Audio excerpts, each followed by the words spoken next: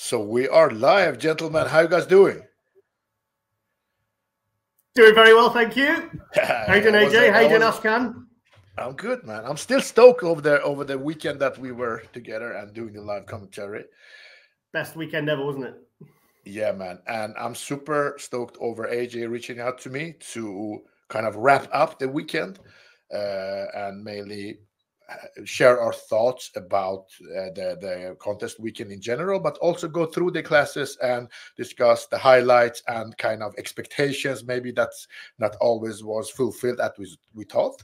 And hopefully this will help the athletes to get some of our reflections over the weekend that passed. And then maybe we could even see an even better contest in September and just keep growing. Thank you. It's really good, especially in Scandinavia. We don't have this type of level we just saw. I don't think we've seen it in years.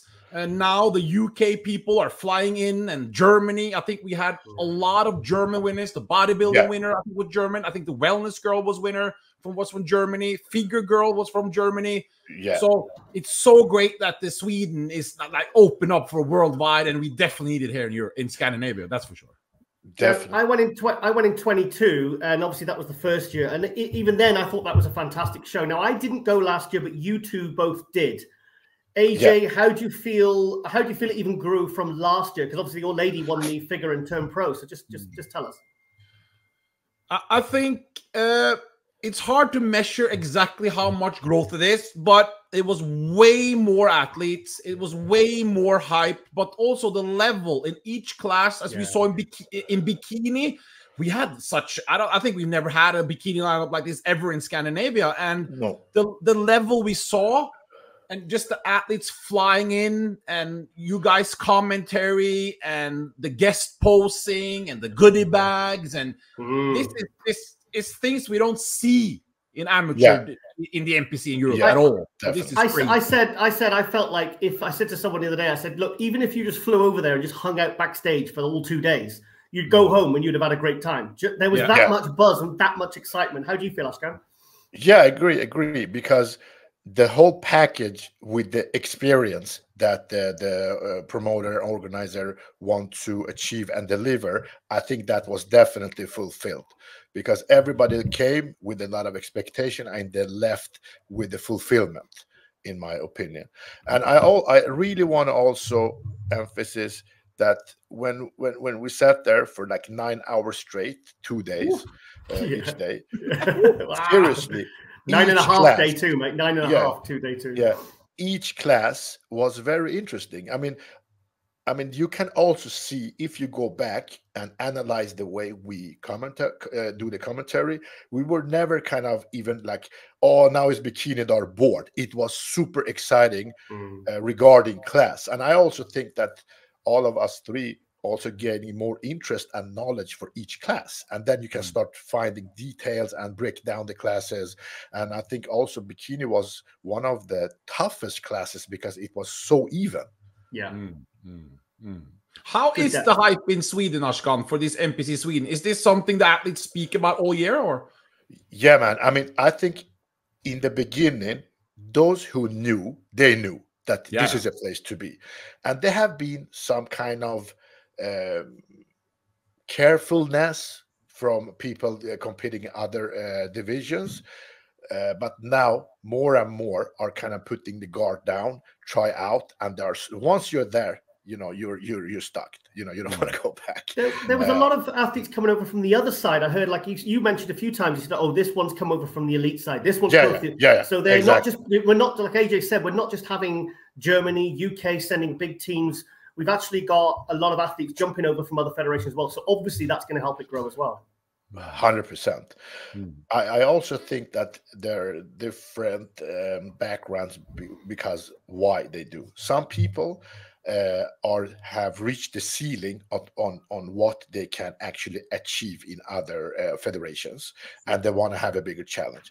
Some other athletes are judged down because, for example, they are too shredded for a bikini class in IFBB, and but they are competitive in NPC, and they don't too shredded. No, there's nothing called too shredded in bodybuilding. I know, but this is but that's also some reason why some people you know, change federations, because they want to have the look they have and they want to be judged by their look. So that's some, you know, good for this contest weekend that they also came over. And for the live stream, we had actually the most viewers from Germany. Really? Wow. What percentage? Do you know? I don't know, but I just know that the majority of the viewers this time were from Germany. Wow. Okay. I wonder why so many like competitors were coming from Germany. Why we got so many viewers when, you know, you've got like Dennis Wolf, you've got Dennis James putting on really, really good shows. I guess it shows, and obviously we had the overall winner, you know, Domenico. He's from Germany because we thought he was Italian with his name. We thought he was Italian, but I heard him backstage and he was speaking German. I was like, oh, I came back, I said, I think he's German. I think he's German. Because I kept nipping backstage to have one of those Relentless One coffees, about 20 of them. we don't have any pro qualifiers at this time in Europe. We had the Ben Weider, the UK version 2 weeks ago. So a lot of the people did the Vinticus Cup 4 weeks ago in Germany. And then they can decide what show they want to do. And then they decided to do the NPC Sweden because guys like Lucas, you know, the German classic who just turned pro, Lucas, he's a coach, the Gasp guy. You probably know him, Ashkan. Lucas Funk. He has a lot of athletes and they speak around. So they chose the NPC Sweden because they wanted to have this organization. So they skipped that show and went into this show, and word of mouth just spreads and they choose this show. Yeah. I've heard actually a lot of people when I were around and competed last season that the experience that people have from this show, they just talk to other people as well, because it's almost non-seen that you have this kind of taken care of backstage and smooth registrations. I mean, every country you go to and compete for the registration, you talk about 3 to 5 hours line to get that done.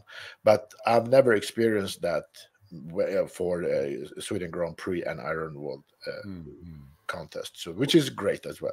Would you say that as a result of what's happened in Sweden now in the last couple of years with the NPC Sweden, would you say that, I know we had a lot of other countries, but would you say that Swedish bodybuilding itself has grown as well?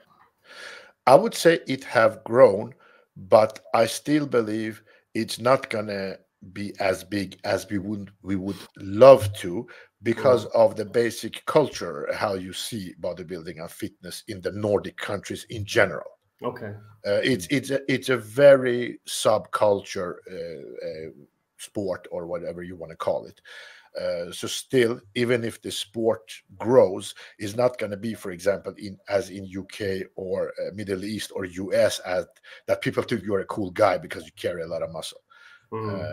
We are like more into football, hockey, you know, in general, and that's why I believe, I felt like every division, though. I mean, I know we had like Germans and like I said, different countries, but I you know, normally if that's the case, you would expect by the time you got to the middleweights and the actual bodybuilding class, you would expect it to drop off, but it didn't. Like every class was not just good numbers, but like the depth. Do you know what I mean? It was really strong. I mean, I suppose if bodybuilding is a bit of a subculture, like I heard when I was at the Delta gym, they were saying like, you know, bodybuilding's not massive here, but you'd expect then more in men's physique and bikini. But like right through the classes, I mean, even on the regional on the first day, the numbers were good.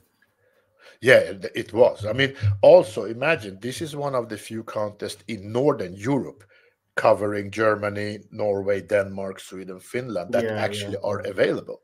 And one reason why I think there are so many British people attending is that in the early days, some came over, the talk, you know, spread around, and still, even though it's an amazing contest and the level are slowly going up for each contest, it's still a new contest, which I believe some athletes from UK and other competitive countries feel that's a little bit maybe easier to get your pro card there compared to Spain, which is like 500 people go there for a pro card. But I think in 1-2 years that will be as much people over here as well, because everybody heard about it, more people attend, and the level going to raise. Well, AJ, have you been to the September one? It was a lot better now than in September. And Okay, usually it's just more people coming. It's just grown. It's just slowly and steady growing. And I think it's going to grow every year as this time goes. And I think the level, as Ashkan just said, it was a little bit easier 2-3 years ago.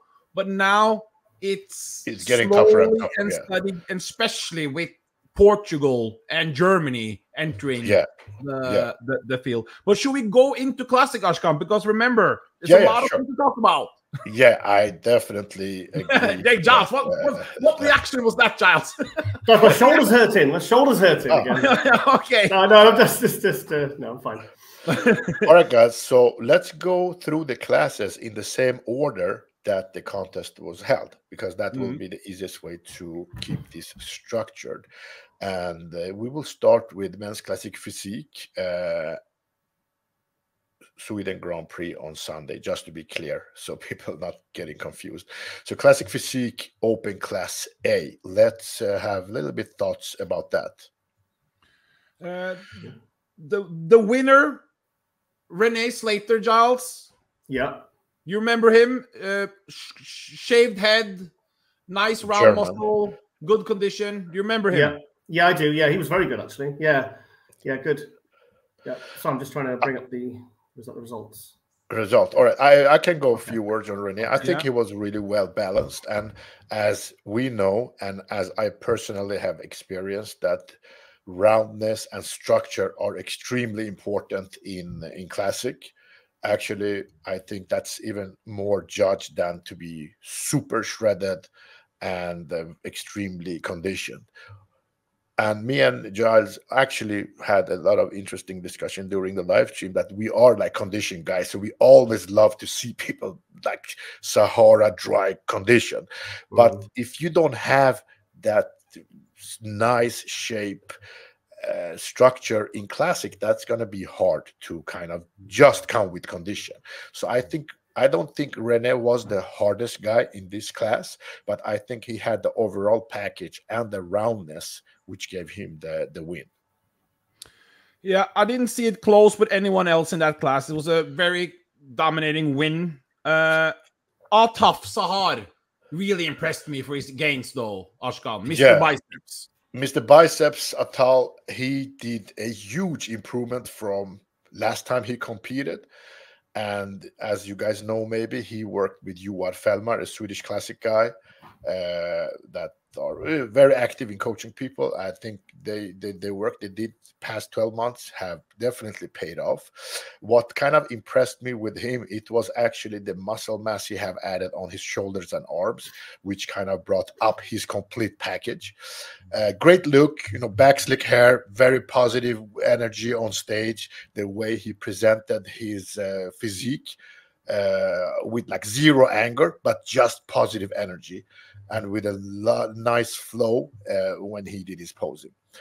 I think for him to kind of maybe get the class win, he needs to be more conditioned and also bring up his legs a little bit more. But that little bit like 10-15% more condition, he will be very dangerous. You were Ashkan, you were saying that you think conditioning isn't as important a factor in classic. You don't think the judges actually look for condition. I think they do. I really think they do. No, don't get me wrong, man. They do, but if you are very conditioned, but you have a really terrible shape, you know what I mean? So that wouldn't give you the win. But of course, if you are really well shaped, a nice V-taper, round shoulders, and then you add conditioning on that, that would be awesome. That's what you see in Mr. Olympia, like Urs and Sibam. But what I meant, if you are like flat but super, shredded and don't have round shoulders, you have straight legs, I don't think that would be a benefit to you. It's funny you said about Patrick Larsson, because he was the Viking guy. He was the one that really stood out for me all day, and I thought he had a great physique, good condition, and I thought his condition was spectacular. And you kept saying, I think he could do with more conditioning, and I've looked at the photos and he looks absolutely shredded. But you think he could be even more conditioned? No, we will. The guy with the Viking beard. Yeah, we need to Patrick Larsen. We need to talk about him as well. But he was not in this class. He was in the open class B. So we will discuss about him. Okay.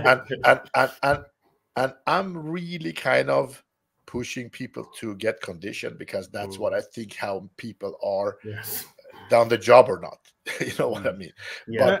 But my comment about shape was that I think if you don't have that perfectly nice shape, that's going to be hard to just win on condition. That was my comment on that. Well, just one quick thing before I go to class B. So this Atal guy in class who was third, I texted him before the show and I was so disrespectful. I told him, you should try men's physique, because I saw the legs. I weren't necessarily that impressed. He said, no, I'd rather die than do men's physique. So Ashkan, he needs more legs, but I think to be a force, he has the genetics potential. But in Scandinavia, Giles, a lot of people don't have that. Get a coach, prep the whole year, do a proper off season, get your supplementation from the right place, do what you need and plan and go all in, and then get shredded. Like Ashkan's saying, because we have a lot of guys they don't go all in. So I think with this guy here can go all in and then nail the it would be a force. It's going to be a crazy package. Yeah. Because also, as we said on the live stream, if you have the the looks, the hair, the smile, he has it, So kudos to him, and let's see what he brings next time. Class B. Yeah, man. So class B, before actually we go and talk about the top 5, we really need to talk about Daniel Larsson, who made a great impression on us on Saturday, and also he competed on Sunday. Patrick Larsson, or number 17, Patrick. Patrick Larsson. Yeah.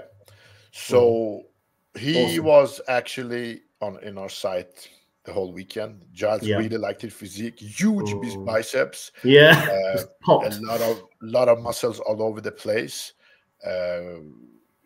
I still think he should be a little bit more conditioned to be able to crack that top 5. Okay. In my opinion, this is a subjective, because I think he have a bodybuilding background and he's really well built, and to be able for him, for example, to go head to head with a guy like Sandro, who is like the shape god himself, super small, tiny waist, wide shoulders, and also super conditioned. You need to kind of play that game to be able to take a guy like that down in classic. Yeah. What do you guys think? With Sandro, just quick, because I sat a little bit closer than you guys. I was sitting right behind the judges, and when Sandro came out, myself and the people around me, I was with the Portugal teams. They're obviously very biased, but when I heard the reaction and I saw his muscle belly, it's like, wow, here we have our winner. The only thing I was worried about that he was kind of small next to some of the other guys, but it was easy to see that he will dominate this class because he has that classic look that we are going for, and that could be the reason why, Patrick, as you said, he has the long beard. Yeah, he has that Viking look. It's not a very classical look at all. And then he comes out, huge arms, really hard, big conditioning. I thought it was pretty good. I didn't think it was, but he's not necessarily what you consider a classic guy, is he?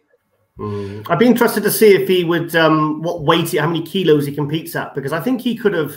I think he could have been a factor, probably as a light heavyweight. I think he would have been a factor as a light heavy. I think, I would guess. He'd be strong. I would guess his weight cap is as mine. I would guess. I'm not sure, but that's 91.6 kilos.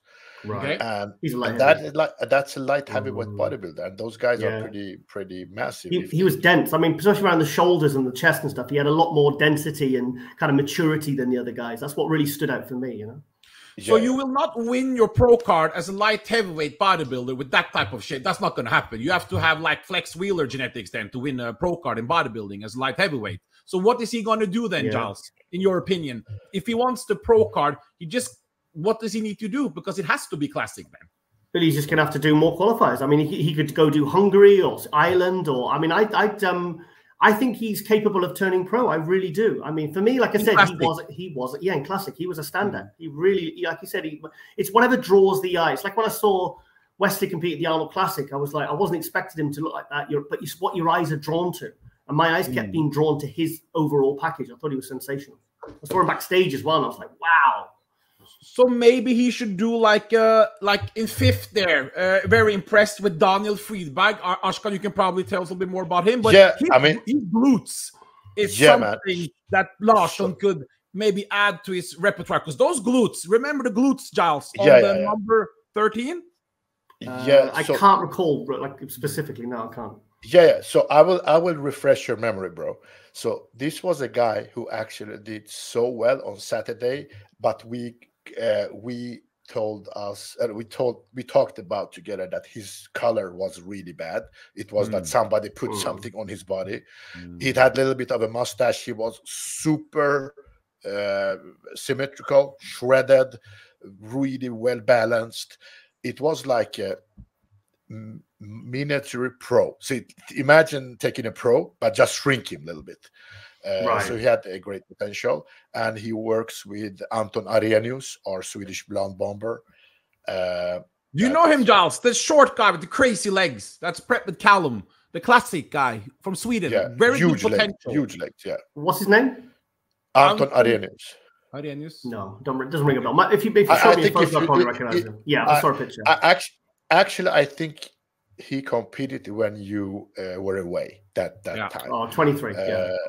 But he actually tries hard to get his pro card, and I think it's a matter of time because he's also very great, but have huge legs. However, back to the topic, Daniel works with him, so obviously he's in good hands to get in shape and also work on his aesthetics. He made a huge improvement from Saturday to Sunday. He came in a little bit fuller and completely changed his tanning as well. So he was more darker, more professional tanned. So he bought that service, which made him a favorite to crack a top 5 place in a show with 17. You know, that's the benefit of when they do regional and they do the Grand Prix the next day. At least then, if something like the tan is wrong, they can fix it for the next day, and then all their photos and videos that from the second day, the ones that because otherwise it doesn't represent how they actually look on stage and how good their physique is and how conditioned they are. Yeah, exactly. So guys, let me give you a little bit of a reflection of our just 5 minutes discussion ago. So Patrik Larsson, the Viking, ton of muscle. Good shape and condition, as you guys mentioned. He was, I would say, maybe 25-30% more muscular than Daniel Friedberg, but still got beat by Daniel. That's gotta hurt. But we need to seriously be honest what they demand in classic. That's what I'm saying. So what I mean that's why the balance, the shape, and the condition definitely matters in classic, because if you just would go on pure muscularity, then Patrik would kill a lot of people in this lineup. But was he that off though, Patrik? Was he that off? No. He was not off. The thing is, there's a difference to be in good shape and there's then to be completely sliced, so almost skinless.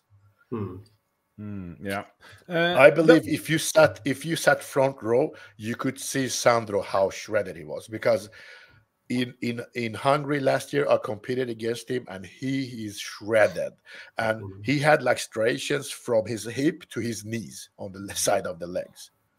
And also it's a difference being shredded. He is shredded, but he has beautiful glutes. He has muscle there. So when he turns around, you have the beautiful shaped glutes. And if it doesn't matter if you're shredded, if you don't have any glutes, no. That's correct as well. I still believe that I think maybe he's not the 100% guarantee. I think if Patrick would come in like 1 or 2 kilos lighter, I think he would be completely, I think so. Class C. Yeah. All right, let's go to Class C. That's also the tallest class, and I know that me and Giles was not agreed on this one. Oh, we were. Giles, let me hear what's your opinion? The 2 tall guys there.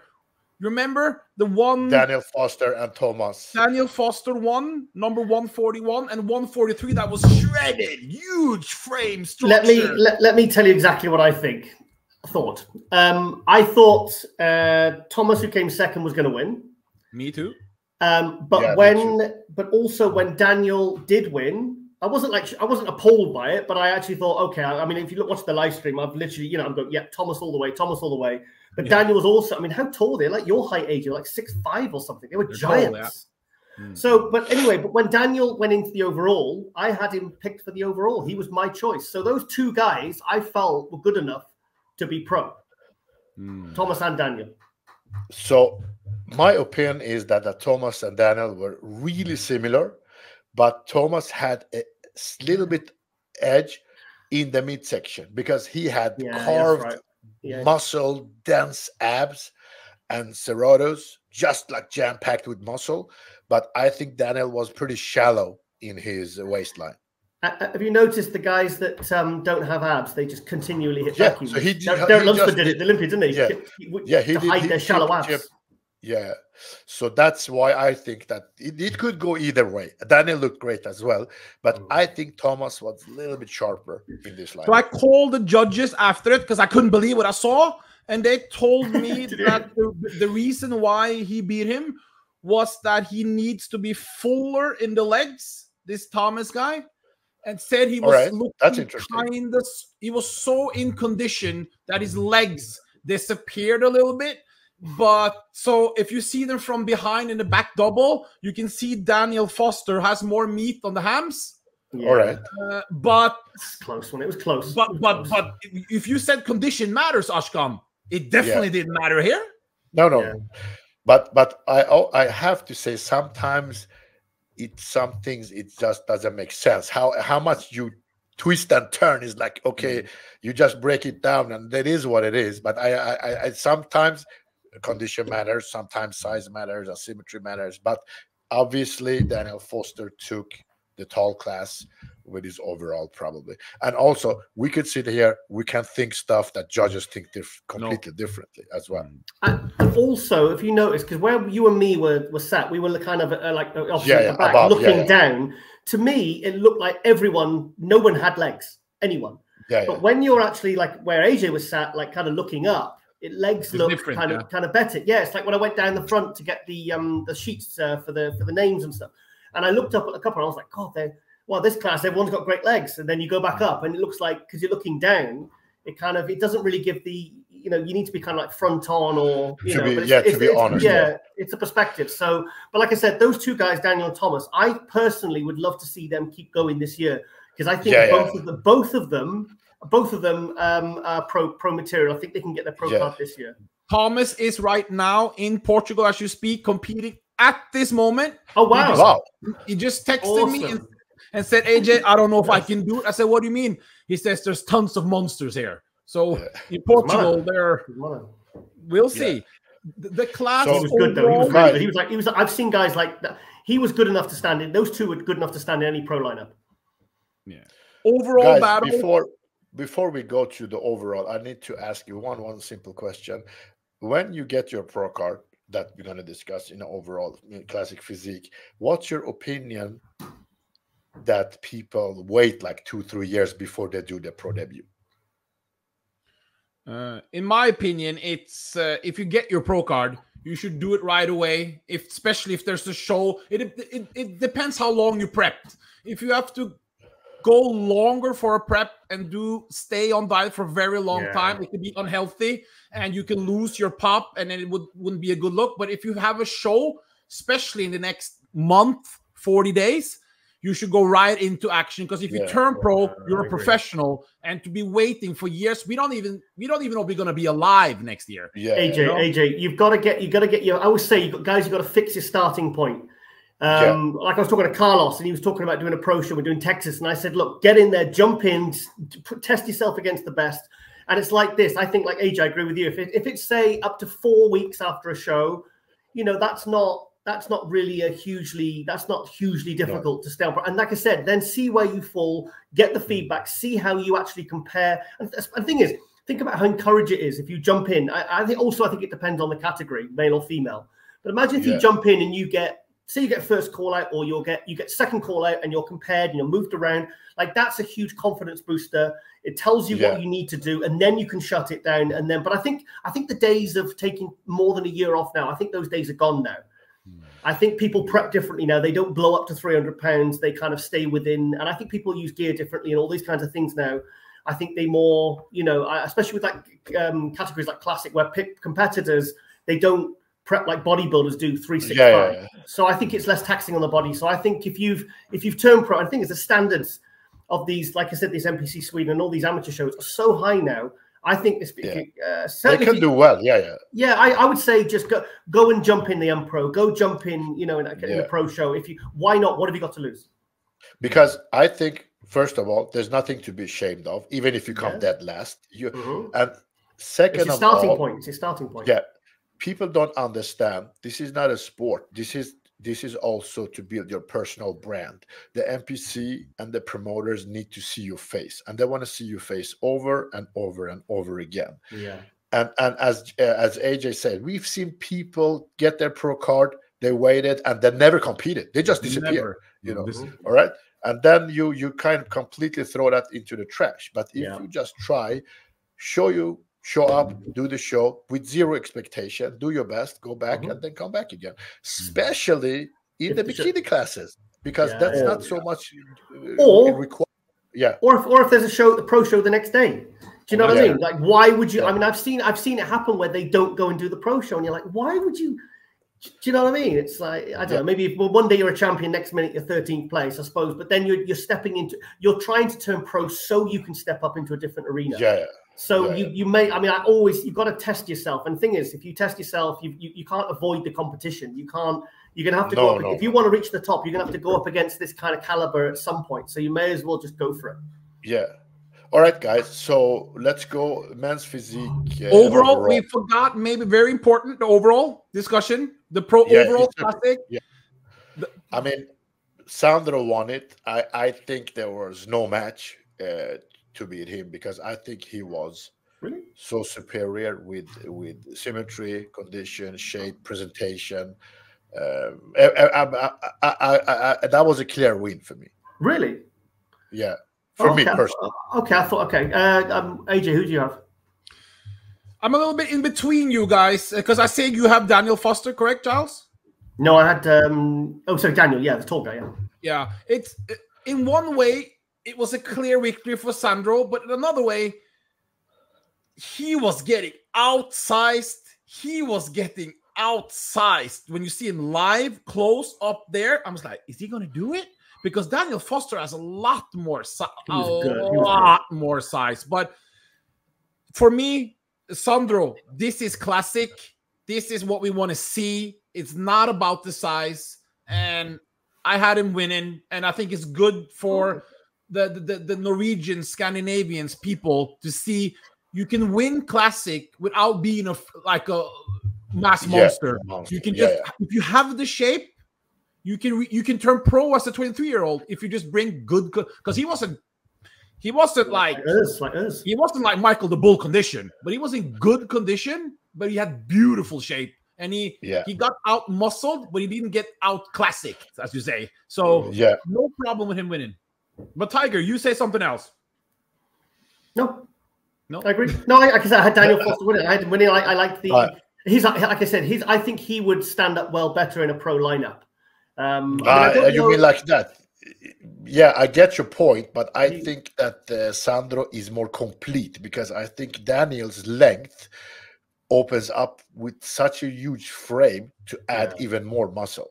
I wonder how close both guys were to the limit and how close they would be for the pro classic limit. I'd be very curious to know.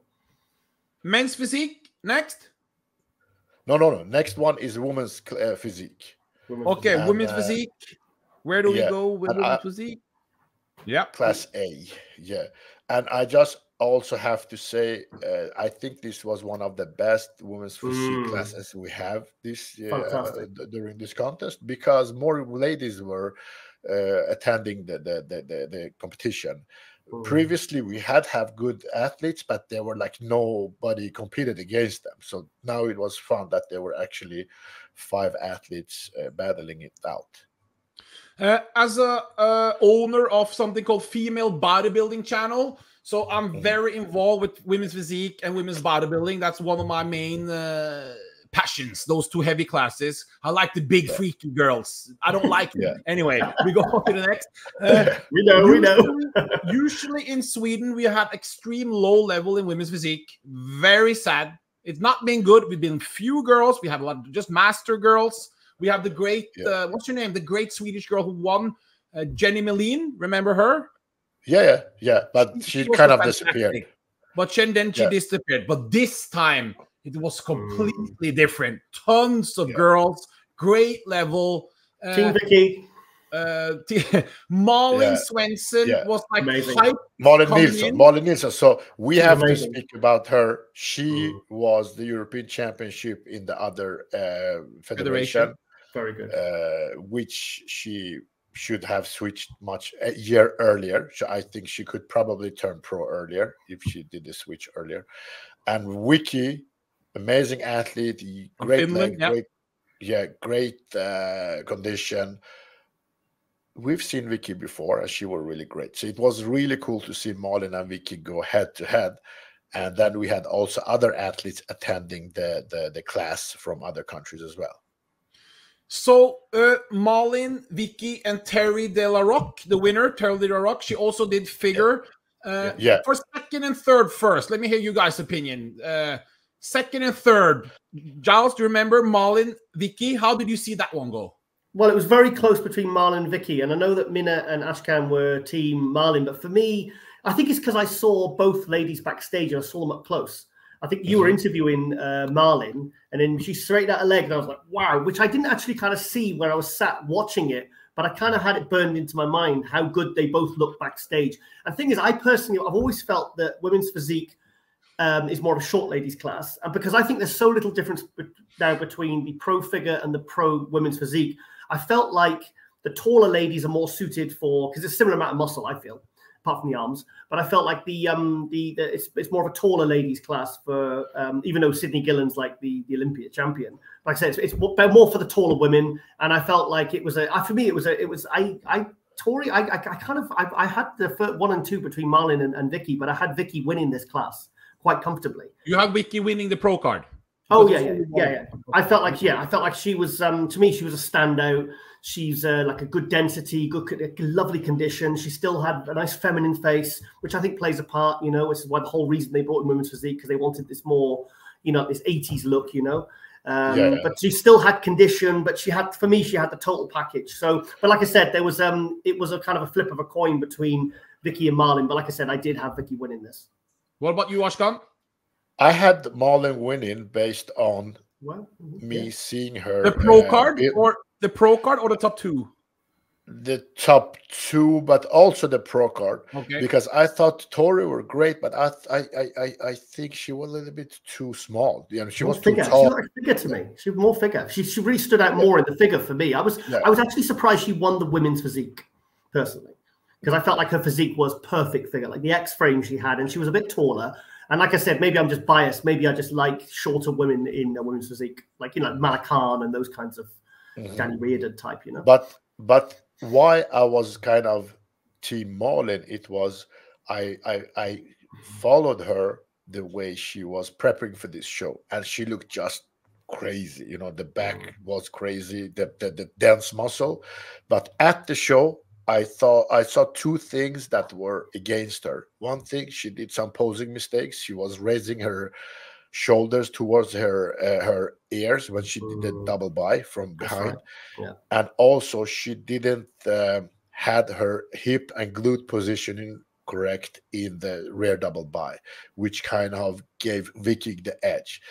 And the second thing, I think that's how I perceived it.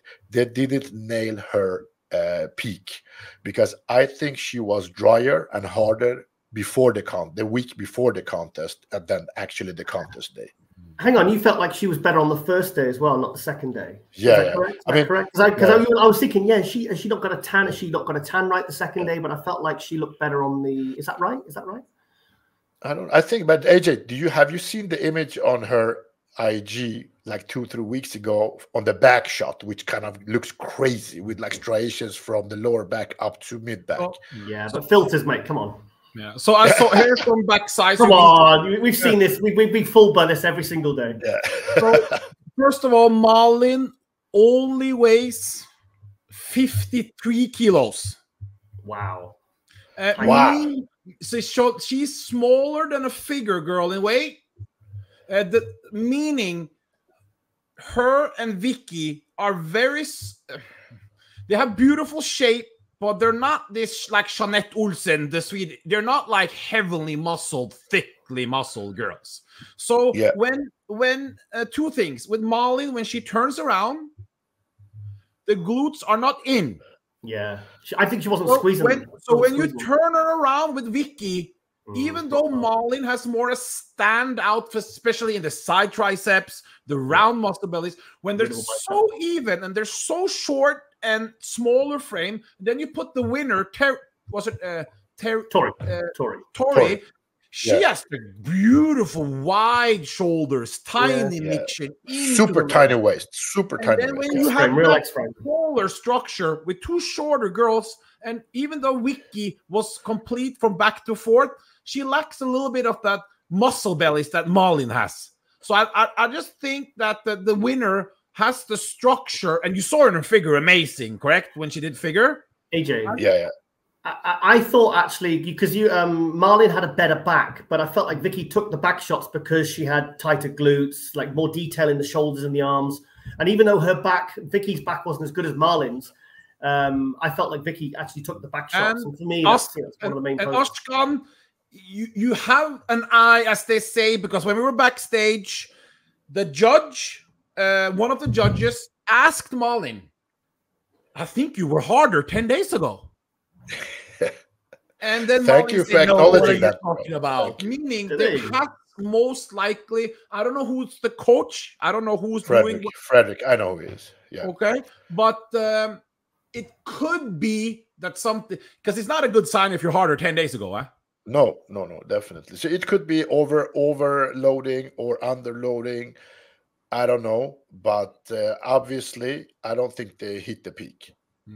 But Malin, I gotta say, Malin has it's a little bit. Vicky did get second. She's more quiet. She doesn't make so much out of her, but she's made crazy improvements since last year. She's prepped by this Yannick, the German, Danish guy, I think, Danish coach.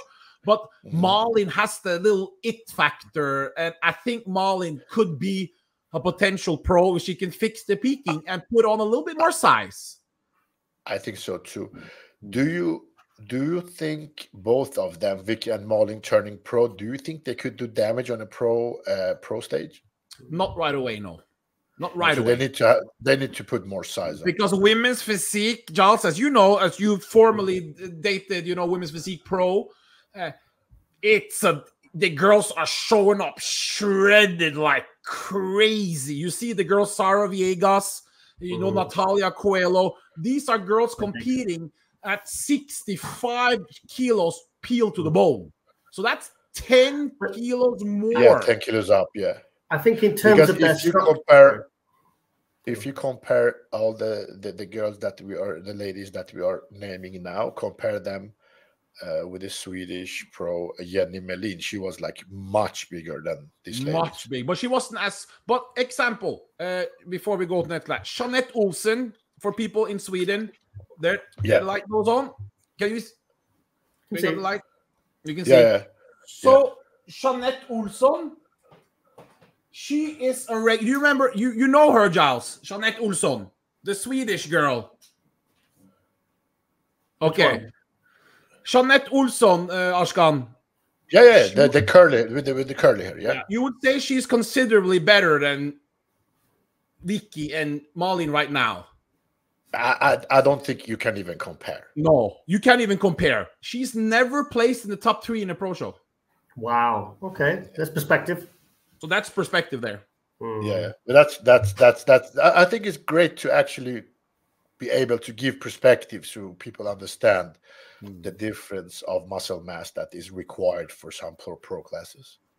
All right, guys. So let's go. Actually, I still would like to have a quick talk about the woman wellness overall because we could because we have not much time. So let's compact it and just talk about the wellness overall, which I think is very interesting because I was cheering for the lady in green bikini that me too looked so professionally built with the legs. Yes, with the legs. And awesome. And why I was saying her, Nikita were her name, because Christina and Mona, beautiful athletes, but why I was cheering for Nikita was that the first impression she did to me, she looked like a pro physique, you know, with the cut legs, cut hams, muscle were hanging all over the place, big calves, and also, you know, really well put together. And I was like, okay, if one of these 3 go to the pro stage, she would be the one right off the bat be able to battle with the pro on the pro stage. Obviously, I was wrong because she didn't win the overall. So what's your guys' opinion on that?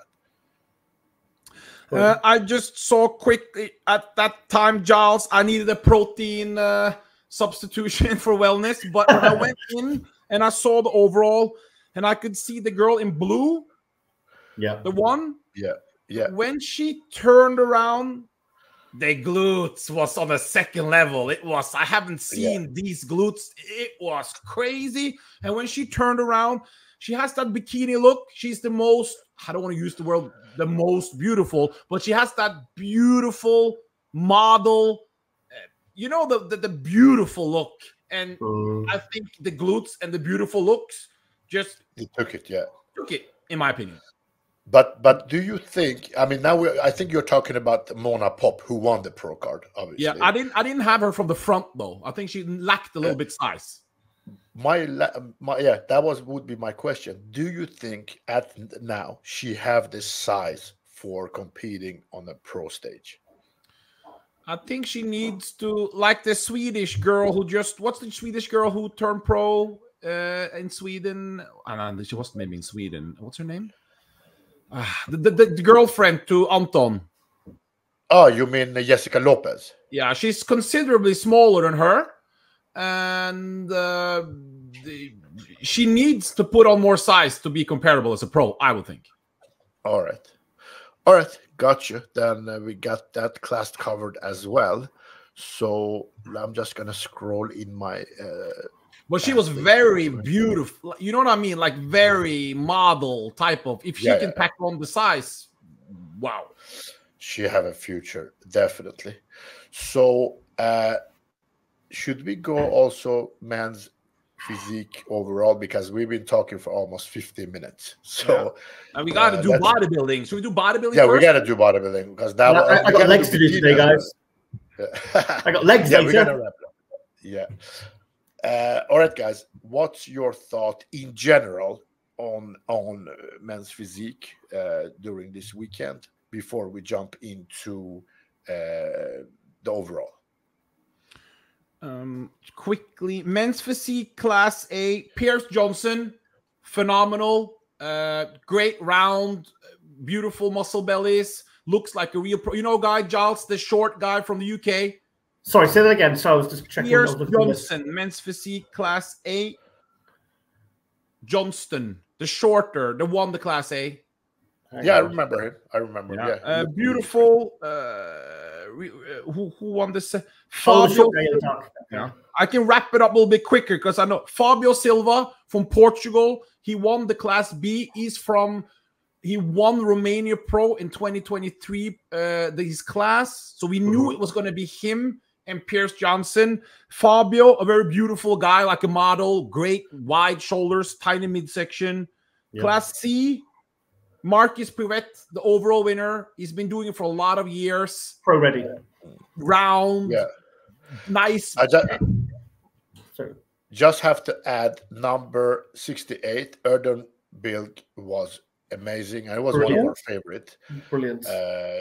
Brilliant guy with a huge frame, round shoulders. He was good. Very good. Class C, and he placed third in his class. He was awesome. Ariel, you mean? No, Erdenberg.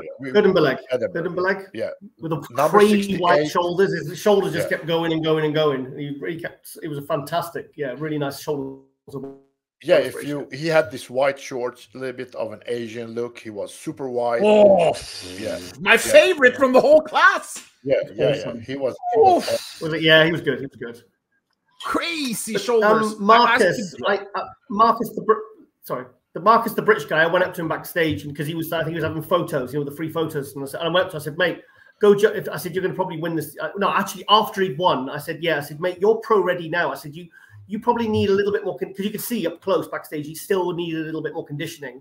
I said, if you're winning shows like this in this quality, I said, and you're probably 3 or 4 weeks away from being in true condition. I said, go and jump in the M Pro, go do another show. I said, because you're pro ready now. I said, because if you go in, you make top 6, top 3, say you win. I said, that's going to be a huge confidence booster. I said, so I would, like we said before about people turning pro, go and do a show. I said, no, go and do it now. I said, because you are ready. A bit more condition, that's it. Marcus, yeah. Guys, I really appreciate you guys giving these advices to young athletes coming up. I tried my best to share these people as well, because I think it's good to give them advice so they kind of take care of the talent they have. I seriously, genuinely think it's important. However, I hope Erdenberg, I'm sorry for not pronouncing his name correctly, but I hope he comes back, because he has huge potential. All right, so that was my surprise. But so Class D was tough. Why do you think he didn't win? I called the judges, Ashkan, because I was so sad that he didn't win. And what do you think he needs more of? I think he needs to be fuller. Hang on, who are we talking about? Ariane? Third place. No. Yeah, Ariane. No. Erden. Erden. Oh, he's still Erden, right? Okay, sorry. Yeah, still Erden, yeah. I think he needs to be a little bit fuller, because I think he maybe lost his pop after Saturday. Did you notice both days he came out really strong at the start, and by the end of the prejudge, and his chest and his shoulders went like that, and he didn't look as impressive. But when he first came out, especially on the second day, I was like, holy shit, he's really, really filled out. And then by the end of the prejudging, he just completely flattened out. And obviously then, then it's because, like I said, you've got to try and hold that fullness. The judges said he needs more thickness, he needs more muscle, but he needs to be fuller in the chest. He's got the muscle. He just needed to hold his, I don't know how. I mean, I've seen guys that flatten out literally from the start of the prejudge to the end. Some guys can hold it, some guys get fuller, but he just kind of, like I said, it was a completely different guy from the start to the end of the prejudging. Yeah, but I think he have a good solid foundation to stand on to become a pro, and also do well as a pro. So I'm not too much worried about him. He just needs to come back and just grab what his. Class D. All right, man. So I'm biased here. I'm kind of audience promoter manager, even though I don't have any business with that. But I really think he have the it factor. Yeah. With him, be a good person, a humble person with like God-given genetics, and he have the looks, the smile. I just thought that he would come in more condition. I think they had 2 plans: to come in more shredded, but also with bigger and harder back. He improved definitely on the backside, so his back was wider and thicker, and chest, shoulders, arms, and abs always great. But I think they still didn't hit the mark to be conditioned from the backside. To be honest, I saw him, but he was queuing, where the ready meals were. He was there with his top off. And when you see him up close, I was like, he needs a good, 4 to 6 weeks of hard dieting. That's why I think he should go and do another show, because I think if he went and really, really prepped, really knuckled down for like 4 to 5 weeks, because I think he's going to need at least a month, there's a guy that could quite easily turn pro this year, without a doubt. I mean, he looks totally shredded. He would look like a good pro. Yeah. I also just to add on that, AJ, I believe with the circumstances he have, I would do every show possible on the calendar, even go to Thailand or Vietnam or whatever to get the pro card, because he have the foundation to be a successful pro. I think in general, to wait 1 year more and then maybe not win again, that would be a huge risk, because you know you're not getting younger and he have the potential. So if they can just nail the conditions so he comes in drier from certain angles, he could take the pro card already now. Agree. Well, I got a guy a little bit. Do you know who? Okay, first of all, did you see this coaching thing that happened at the end? Yes, yeah, I saw it. That was a coach switch the last week. The peak week. When you switch a coach last week, why would you do that? Why would you do that? Meaning there's things we're not going to discuss on air, but meaning there are things that are not going as it should be during the prep. Yeah, and as Giles just said, he needed 4 more weeks, as you said. I just think that Adrian has the potential to be. He's the only Scandinavian men's physique guy at the moment that I can see as a star that has the potential now. Yeah, so for me, when he turns around, the back doesn't match his front as much.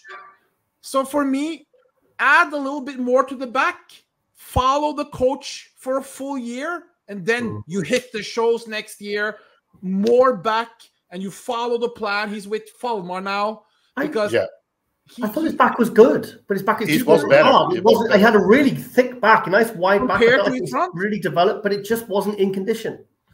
Okay, what do you think? I think it's definitely improved. I also have to say one thing. Even though with everything that happened on the stage, I still believe he should beat Ali, the winner in the class. Okay. Because I think Ali was hard, but he was much smaller than Aryan. Nice shoulder to waist. Yes. Nice so I don't think Aryan would take the overall, but with the condition he was in now. But I think he should have the class win at least. I wouldn't have disagreed with that, but you know, I wasn't. I'm quite happy for a more conditioned guy to beat him. But the guy in second, did you see his back? Yeah, I saw his back. In his class, the Ronnie Cole. So, overall pro card before we go to bodybuilding, we got to mention overall, huh? Of course. So he was great. He was round, shredded, actually carried a lot of muscle. Amazing. You know, chest, dense chest, shoulders, arms. I mean, he was like unbeatable, I think. I really hope we see him do the in the pro. It was good, but I had it very close with him and Pierce Johnson.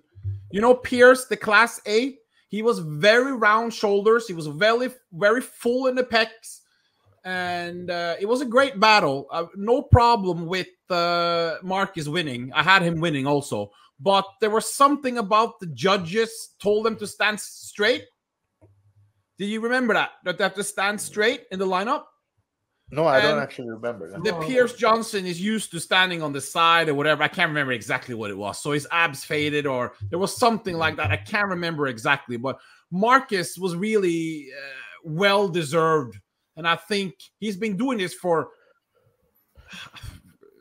4, 5, 6 years now. You know? Wow. And he's always had the look. So 2016, he said his first show was 2016. Did he say that? Yeah, I said to him, spoke to him backstage. Yeah. So... well deserved, great win, but it was a great class, wasn't it? It was a great overall. Yeah, it was a great class. And British too. Guys, before we continue, I just need to talk about Michael Kent, who everybody were scared about. All right? Yeah. Because before the show, I don't know what happened there. Ashkan, I've been talking to him back and forth last week. Yeah, he reached out to me because he thanked us. You know, you get people do video grabs and they'll say thank you for the feedback and. You know, and he really appreciates it because sometimes I think they get more feedback from us watching it live than they do from the judges who can't really sometimes maybe don't really remember that much when they've just seen 300 bodies. You know, I think when it's in real time like that, they get more from that. Yeah, and I genuinely think it's fun awesome. that we, as commentary guys, with respect, also can affect people in the way we can do. For example, don't change his name because I called him Dream Killer, and I was like super stoked over that. Yeah. However, he changed his Instagram name, didn't he? Yeah, Dream Killer. Yeah. However, Dream Killer. People was texting me before the show, man, this Michael Kent, do you think I can beat him? He's so big, da da da da. I just think he was too big that so I think maybe they thought he should do classic. Do me a favor, go and look at his pictures, because when I saw him, I was thinking, is that the same guy? Because in the pictures, he looks like a men's physique size. But on the day, I went, oh, he's too big. He looks too muscular. He can do bodybuilding, not classic. But obviously, if you look at the pictures, he looks the right size. But the guy who placed second, the guy who beat Arian, in his class. He was just as big as Michael Kent. The guy with the huge Ronnie Coleman back. The guy who plays. I remember him. I remember him. He was just as big as Michael Kent. Michael Kent is under the weight limit for men's physique, and also Michael Kent lost the region. He lost the pro card 2 weeks ago in the Ben Weeder by split decision in overall. Oh wow! That was a split decision. I didn't know that. He didn't tell me that. So I told him to keep going. I told him to keep going. You cannot lose on split decision, Ashkan, and you're not men's physique. The next show. Yeah, that's correct. That's correct. Yeah. So that was straight. That was. I don't know what's going on. Yeah. Conspiracy. No, but Giles, how can you lose the split decision in the Ben Weeder? It wasn't as, maybe it's not. I don't know if the lineup was at this level, or worse or better. But if you lose the pro card by split decision, shouldn't you be in the top 5 at least? He didn't even make finals. That's bad. That's bad. Yeah, he was really disappointed. I spoke to him, and he but I said to him, I just said, look, keep going. He said, well, I'll keep going as long as my body and my bank balance can hold out. Because I said, look, just keep going, mate. I said, just keep going, keep going, keep going. What do you think then happened? Ask the judges. I don't know, man. But okay, guys, if he would do classic, do you think he would do good? I think he would do good in classic. Yeah, we have to see him in the shorts to really know. And can he move? Correct. Can he pose? Can he, Yeah, that's correct as well. Yeah, you're correct. Yeah, I think he said. I'm sure he said he's actually too heavy for classic. Oh, maybe. But you can always get more harder. I think so. Guys, we go over to bikini soon, but I have just one, because something crossed my mind. I just want to spit it out before I forget. You guys been into this show since the day one. Yeah, that it started. Actually, when I'm thinking of it, all the athletes that have taken pro card during this contest, not many of them have did their pro debut. So that's why it's helped. Let me see. Elin Selgren, who won figure, she did. Yeah, I know. But what I mean, she did the pro debut wise. Yes, but other than that, these people haven't. They got their pro card, and we haven't seen them ever since. Christopher Berner, he's not competed yet. He's not competed. The big guy who did the guest posting, he's competing now in Portugal. What's his name? The French guy. Yeah. Is New York Pro he's doing as well? Not New York. No, not New York What's Pro. the big guy called? He's doing Anthony. Anthony. He's doing Spain, but it's not been a lot of, and I feel very strange. Why turn pro if you're not gonna? Yeah, and that's something I want to emphasize as well, as we spoke about earlier in this podcast. I really would like to see people doing their pro debut earlier. You don't have to be afraid that you're too small or so, because you need to grow into that division anyway. I don't even remember any bikini or wellness girl doing their pro debut of the pro cards that we've seen. You're correct. AJ, when's your lady competing? Portugal, Poland, Bulgaria. This year again, yeah. Oh, wow, fantastic. Good. She take one, you compete and take a whole year off and then compete. I don't like this winning and disappearing and No. Because but the good thing that she did, she went, then she understood the level of requirements. Then she can back off and come back, and they will also see her improve, which is an awesome thing. All right, guys. So let's, AJ, would you I would like to wrap it up with bikini. I mean, not just the bikini classes with the overall, but would you maybe say a word for each class highlight? Do you remember for the bikini classes A, B, C, D? Okay, so great lineup. We never had this deep lineups before in Sweden ever. No. It was crazy. Never have we seen this in Norway or Denmark. I'm very impressed. So many great athletes flew in. UK, Denmark, Poland, Portugal, Germany. Class A, Laura Mercerek. I believe that's the blonde one. Is that correct? I think so. Yeah. Do you remember, Giles? Like blonde? No. Class A. I'm sorry. Diamant. This was the little bit controversy here. Not controversy, but Class A. You had the beautiful girl in third who was leading pre-judging. Paula, Paula, yeah. She do you know that I had her winning the whole show in pre-judge. Beautiful. Do you know that she was AJ? She was winning after pre-judging. Then I heard, and I saw it on the post. Listen to this. And guys, I hope you can sleep at night now. I spoke to one of the judges. She said that she was informed by the commentators that she was too shredded. What? And then she started to eat, and then she faded. She lost the show because of that. Then that's what she said. So she lost. Guys, what did you say? She was winning. She was first place, and they rejudged it because she faded that much. Hang on, that's what the judge told me. She faded so much after prejudging that they actually rejudged it. Yeah, and put it down for first to third. I've never seen that happen before. But I didn't hear on commentary you guys say she was too hard. I never said that. I don't know. Anyway, so she faded. She started eating backstage. Yep. Showed up. Yep. Too many cookies. And that's really sad. That must be frustrating to hear that and to learn that. That must be really tough to swallow. But why would you change your approach of what you hear when you're leading? No, man, you need to have your game plan and you need to stick to it, because we are just seeing stuff and we are just saying stuff from like 25 meters distance. So that's like but I listened to no one said she was too hard. I don't even remember. No, so I don't know. I remember because she didn't look too hard to me. She looked really, really good. So I wouldn't have said she faded. Diamante, blonde, beautiful shape. She overtook her after the final. She came harder. Class B, a beautiful blonde, the winner. Laura from Poland, her boyfriend competes also in bodybuilding. Hanna, class C. Hanna, do you remember her, Ashkan? Yeah, Hanna. I remember Hanna Valerius. She was great as well. For Class C, I just also need to give Vilma Brogren a clap on the shoulder.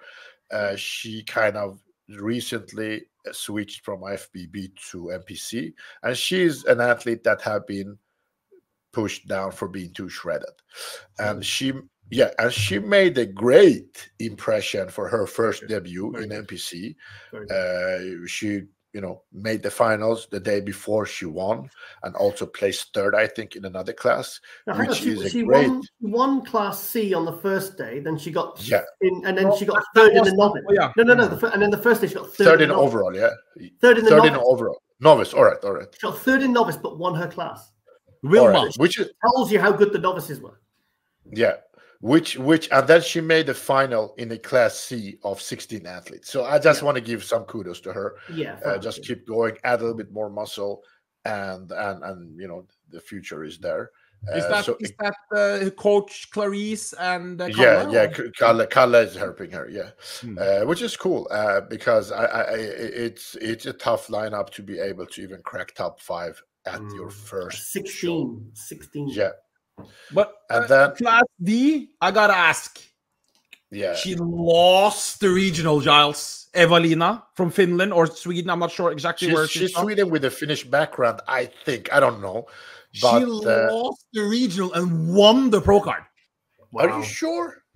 She won. All right. No, she didn't even win the regional. She lost to the other tall girl. Oh. And Ashkan, she lost to the tall girl who didn't even make top 5 now in the pro qualifier. Man, incredible. I'm getting a little bit confused because I thought that Evelina was shining the whole weekend because she did not win the regional. She lost. She lost, but wow. But do you talk about the overall or her class? Her class. She did not win the regional. So whoever beat her there, I think she even lost in her class or her overall. But she did not. The same girl that beat her didn't even make top 5 here in the finals in her same class. Wow, that's a little bit strange. If that's the case, then maybe she gonna. I heard there was something about her coach. Is it Sara Kinnevik? Sara Kinnevik, yeah, exactly. She said that she was too hard for the regional, so she softened up and she won the whole thing. Wow. I mean, I seriously don't know if that's that easy, but I think probably they kind of came in a little bit dialed in. And I personally think we spoke a lot about her on the live stream, and I think she have this it factor with her overall look, the straight hair, the aura, how kind of she have her stage presence. And be, very, very proud and, very self-aware walk.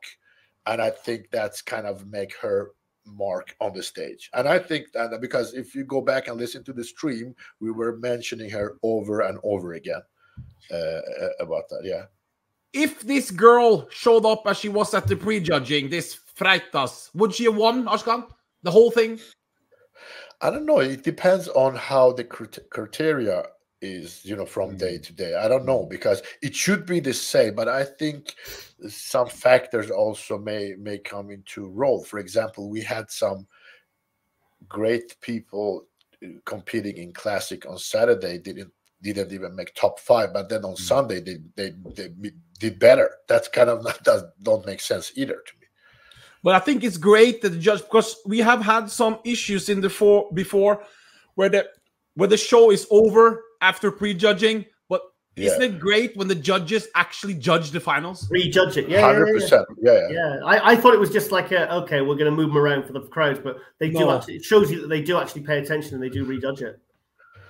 Yeah, they do. But I think they do if it's very, as you said, that they see a clear change. That now somebody is completely messed up. Yeah. Otherwise, I don't think they rejudge it. No. All right, but let's go then to the overall, because then we are continuing the talk that we have, because I think that she had a very dominating position in the overall as well. Evelina, you used the word dominating, really? I mean, because as a total package, not this. Yeah. Not in terms of symmetry or this was better or that were in better shape, but if you put the package together, I think for me she was a clear winner. Okay, I thought that class was so. Those two blonde girls, Laura and Diamante, Diamond. I thought they were outstanding, same as this winner and the other girl. So for me, I think we probably need a. It's not so easy to judge bikini if you're not a trained bikini judge, is it, Giles? Yeah. What do you think, Ashkan? Isn't it hard to judge bikini? It's super hard, man. I mean, none of these 4 athletes that we are mentioning are so much less than the other. It's super. Also in this class, it's super even. So I think it's then you need to go break down part by part, posing, condition, presentation, aura, the it factor, the look, even I think the accessories like that, jewelry and bikinis. I think all of that matters when you come, to kind of start picking and tearing the comparison down.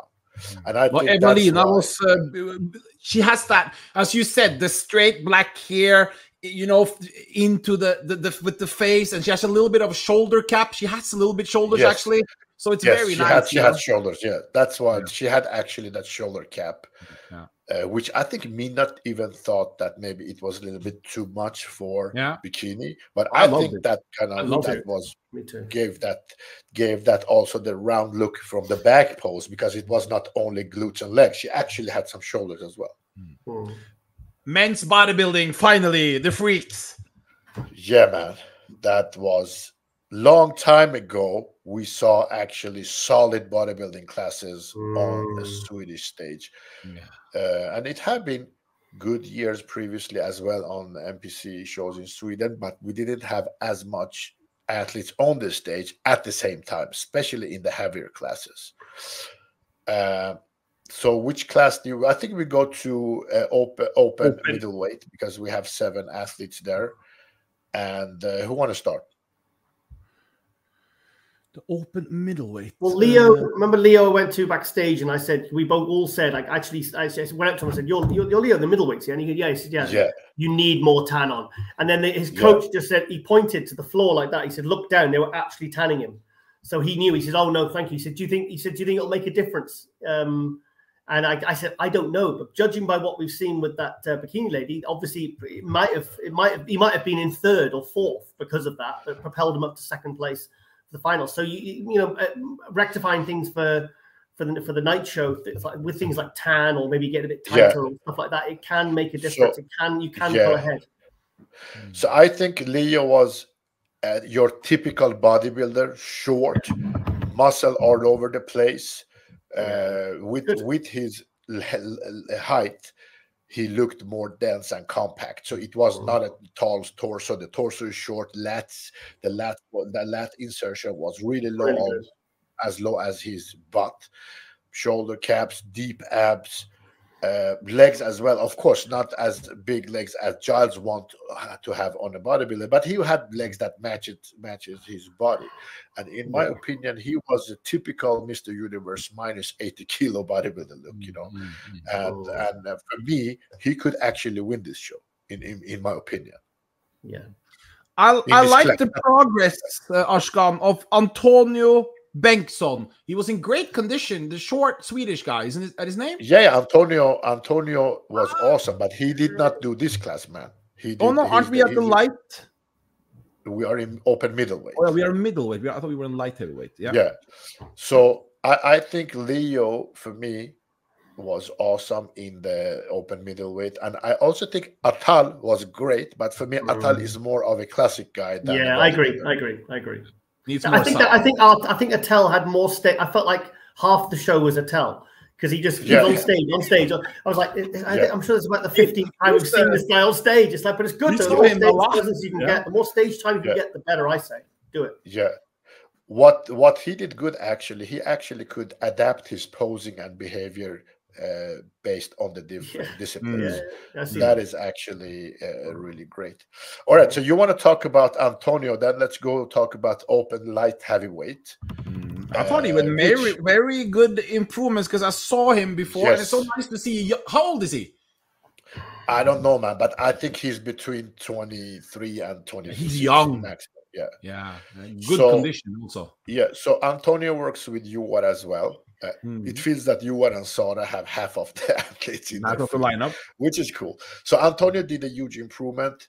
He also did great in classic. I think this time he came in harder. He came in more dense, improved, better tan. Also, last time he competed, I think he was so hyped up and psyched. So he was really a bit too aggressive on stage. He was like kicking and stamping the floor. So I told him, man, you need to stop that shit, because it doesn't look good. Didn't he pass out during regional? Yeah, he did pass out. Yeah, he did. That's right. I saw him just go. Yeah. However, I think he also does really well in classic. But I think he personally enjoys bodybuilding more. That's what I think. So in this lineup, he made the finals. He did 3rd, which should be a great achievement for him for being such a young guy. Yeah. And the controversy here is he was beaten by a guy named Lokman Kaki, number 30. he looked amazing, you know, muscled, heavily muscled, round shoulders. So the controversy here is that Antonio beat him in classic, and some people said, how could not Lokman Kaki don't even made the top 5 in classic when he beat him in bodybuilding? Yes, I said maybe he looked like a bodybuilder, maybe he behaved like a bodybuilder, because but then they told me, why did Patrick Larsson made the top 5 in classic and not Kaki? I don't know, maybe Kaki still are too much looking like a bodybuilder, I don't know, but then he get his justice here, you know, because he looked really great. And then we had another controversy. Keivan Gormanian, a legend in Swedish bodybuilding, did really well globally in the other federation, winning like European championships, competing in universe, I think.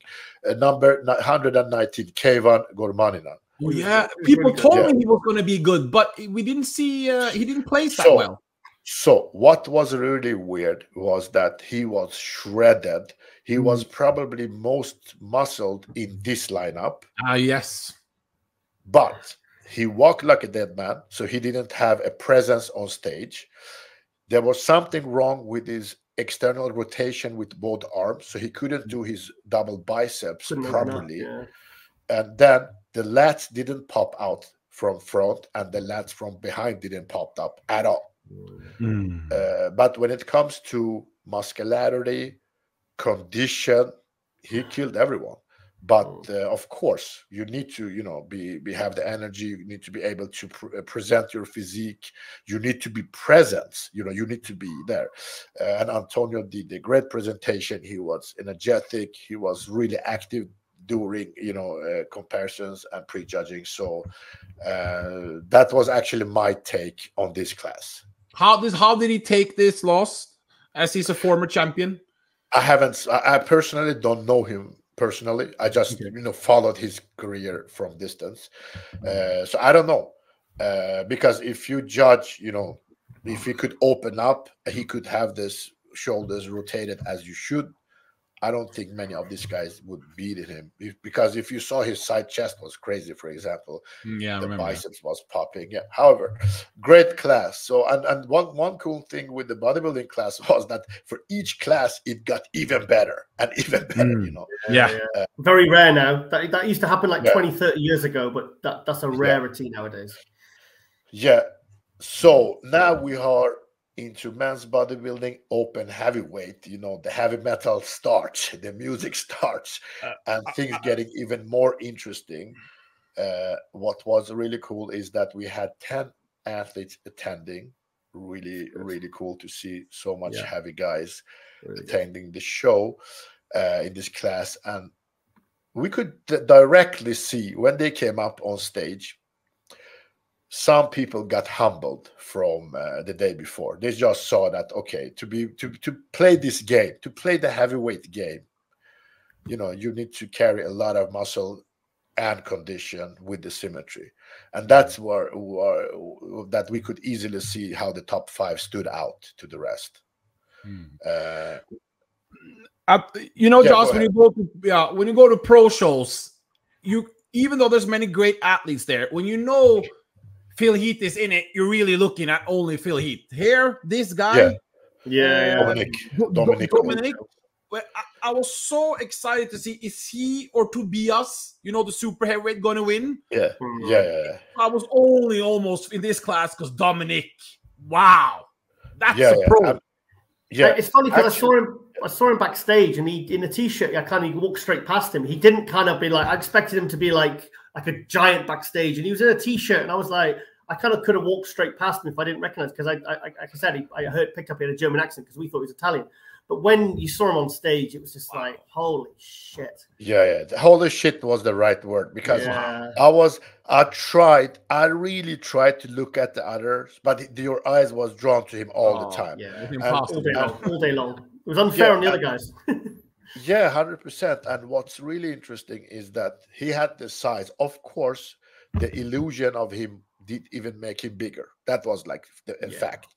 He was rock hard, because normally the upper, they go in weight sometimes they don't, you know, are not as shredded as they should be. But yeah, Ashkan. He had like a men's physique midsection. Yeah, that's what I liked. And even when he was breathing, it was like he had like no, there was nothing inside him, because his stomach was so flat and so tight, and it was so like he didn't even have to flex his abs. But I love seeing that. I mean, you've seen guys with big arms, big legs, and lots of size, but then they have these big, bloated, horrible midsections, and they can't keep it in. Yeah. But everything was so tight; it really set the picture off. It really, really helped the flow. Yeah, and then he had arms, hams, calves, and also the level of density that former guys in Mr. Universe used to have. You know, before you had to really fight for your pro card, that the one pro card in a year you could take. He had that kind of physique. You know, that kind of Middle East guys that they kind of are doing like 20 years of Mr. Universe before they earn their pro card.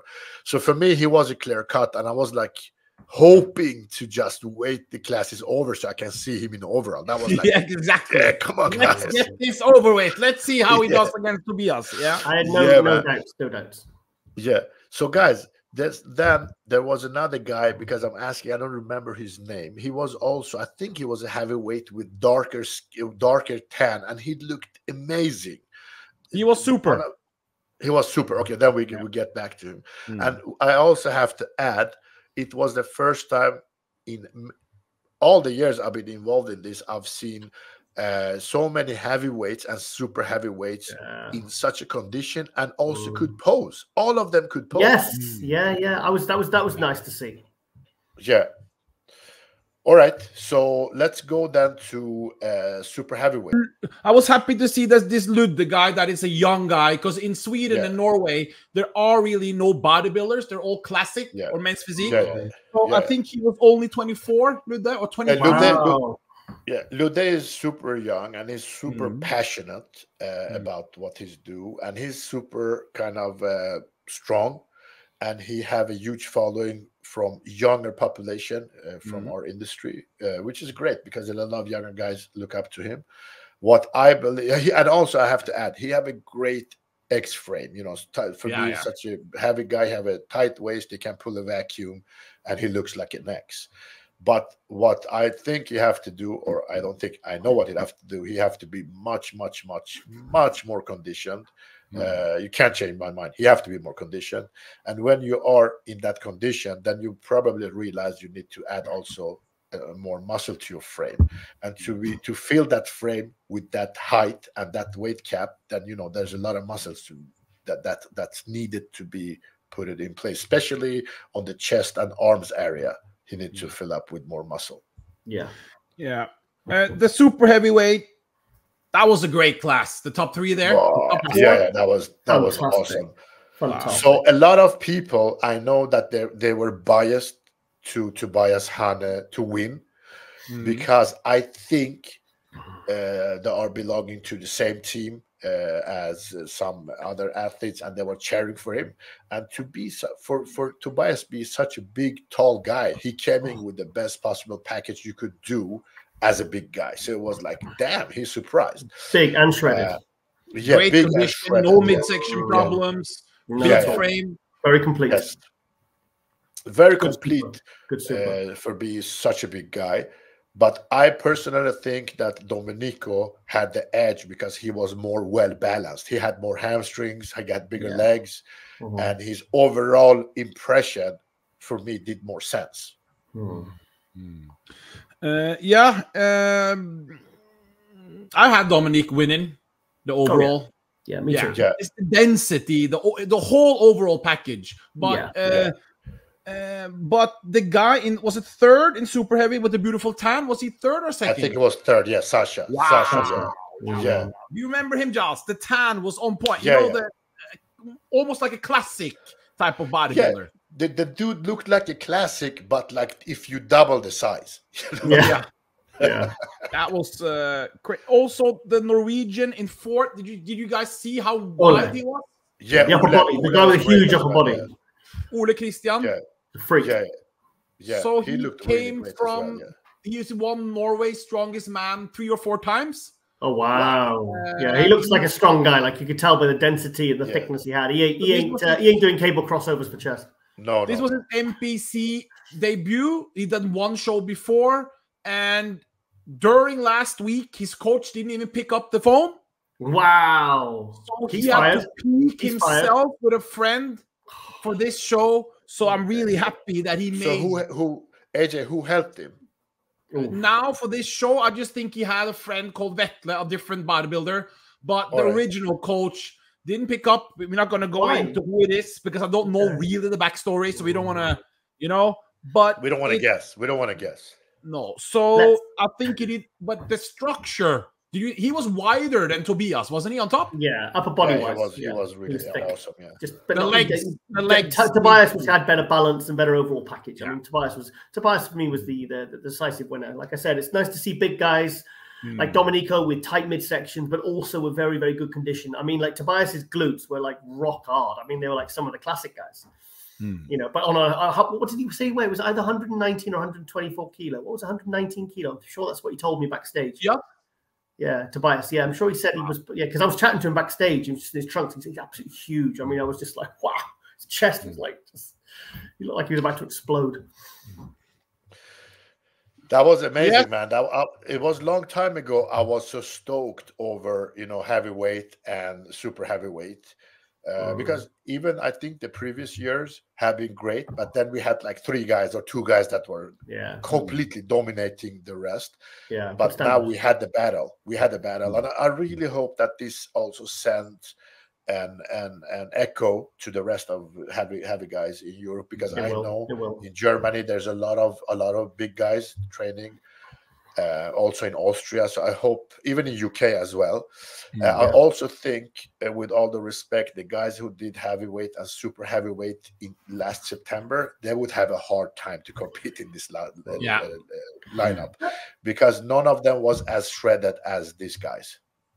So just to clarify, the September show, is that what's that? Is that that's amateur and some pro? Pro qualifier, same. Oh, pro qualifier. Okay, is there any pro classes?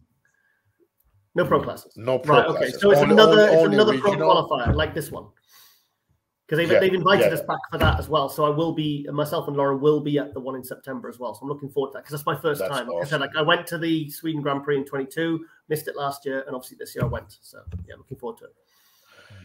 Guys, before we wrap up this summary of the weekend, what's your thought that all the athletes from the specific country are forced to do a regional in their country? I think it should be open to compete all over Europe, in my opinion. 100%. I don't think you should. 100%. You shouldn't force people to compete just so they can go and compete internationally. I would really, I think there is, I don't know the reason exactly behind it, but let's just it's a money grab. It's a money grab. Do you think so? I think they don't want the athletes to flee their country. That's the thing. But I don't think people would, because I think there's a hurdle you need to step over to start traveling and competing. You know, and I know that a lot of people are not comfortable to do that. So I don't think if they would open up, that nobody would compete in Sweden regional. I think majority of the people would still compete in their country. Because you have to do a regional in every country now, correct? No. It's like this. You have to do a regional show in your own country, your resident country, before you're able to do a pro qualify that year. Yeah. Then after your regional, you can do as many pro qualifiers as you want, wherever you want. So for me, Sweden had like 3 years, compensation, because NPC were new here. So you could actually do pro qualifiers all over the place before you did in Sweden. From now on, it's changed. For my personal interest, I would like to do this commentary and not be forced to do my regional at the same dates. That's why I would like to compete, in other countries for the pro qualifier. But now I'm forced to do Sweden if I would do a contest again. I understand the promoter and I understand the fans. We as fans want to see it stop. And the promoter obviously wants to have it because it's probably more costly to have a show than maybe we know, and maybe that is the only way to make the show keep the people, to keep the people there. I don't know the facts behind it, but as a fan, obviously, and you see that it's a lot of stress doing the regional, because are you going to diet properly for it? Are you going to peak for that? And are you going to, no one's showing up to the regional, and like, I know what you mean. That's so there's a thought behind it. Of course, they don't want to do this to kind of mess up people. It's just there's a thought behind it. But I just think if it would be completely open, then people could travel and compete all over the place. So all right. However, guys, thank you for your time. Looking forward to push this out so every athlete hopefully can see our feedback on them, even though it's only our feedback. Don't kill us. Yes, don't kill us. And we did one little mistake. Next time we promise to put more attention to the bikini girls. Correct? We forgot 100%. And figure we forgot, I think.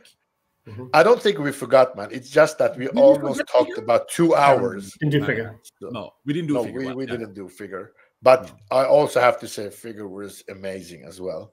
Letisma, 23-year-old pro card winner. Guys, if you want any feedback, go watch the replay of the live stream, because there you're getting three people's, three experts, people's sort of live as it is feedback. Like I said, we're just saying what we see. So that's probably the best way to get the right kind of feedback on every single competitor. But also, I mean, this was the first time we did a recap. I really appreciate it. Next time, maybe we kind of divide these recaps in different classes. So it will be shorter recaps, but like we give more attention to each class. Or division, all right? Hopefully. All right. Okay, guys. Thank you for your time. Have a nice weekend. Bye-bye. Bye. Thanks, guys. Bye-bye. Thanks.